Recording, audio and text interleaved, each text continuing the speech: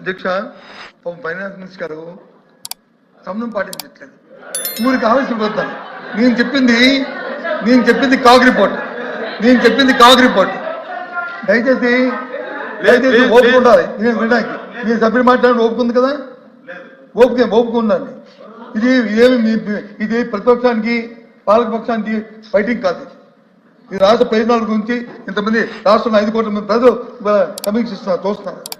వాస్తవం మేము చెప్పింది అమాయకుల ప్రజలు నిర్ణయం టీవీ ద్వారా చూస్తున్నారు. దయచేసి ఆలోచన చేయండి. ఇవాళ నేను చెప్పింది కాగ్ రిపోర్ట్ కాదు. నేను మీకు అబద్ధం చెప్తాను, మీరు ఓకే, అప్పుడు ప్రధాని మమ్మల్ని హర్షిస్తారు. ఇగో అబద్ధం చెప్పారని. ఓకే, అది కాదు.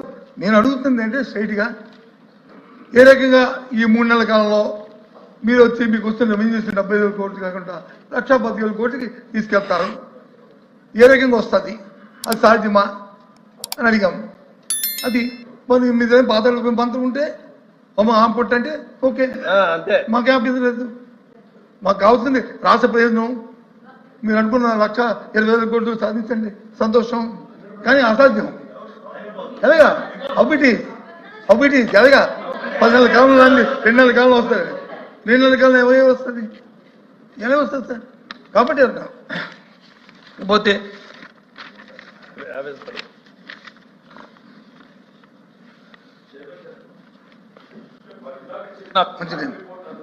Copy sir. అరే చూసి దానికి రిప్లై చెప్పాలి కదా. మీరు ఏ కాగ్ రిపోర్ట్ ఒకసారి పంపించండి సార్. మీరు పేపర్ చూపించిన తర్వాత ఇక్కడికి పంపడానికి ఎందుకు సార్ ఇంత సమయం మీకు? If it is a CAG report, లేదు పలానా ఇయర్ కాగ్ రిపోర్ట్ లో పలానా పేజీ అని చెప్పండి, నేను చూసుకుంటాను. అది నిజమైతే నిజమని చెప్తాను, కాదంటే నిజం కాదండి సత్యబాబు గారు అని చెప్తాను.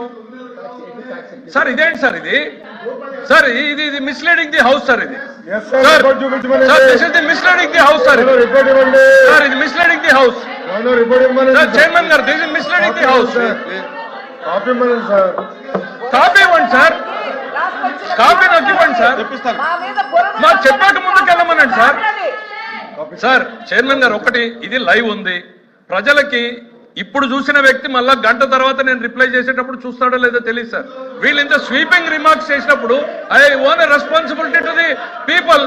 ఆ కాపీ ఏదో పంపండి, ఏ కాగ్ రిపోర్టు ఏ ఇయర్ది ఏ పేజ్ లో ఉందో చూడండి.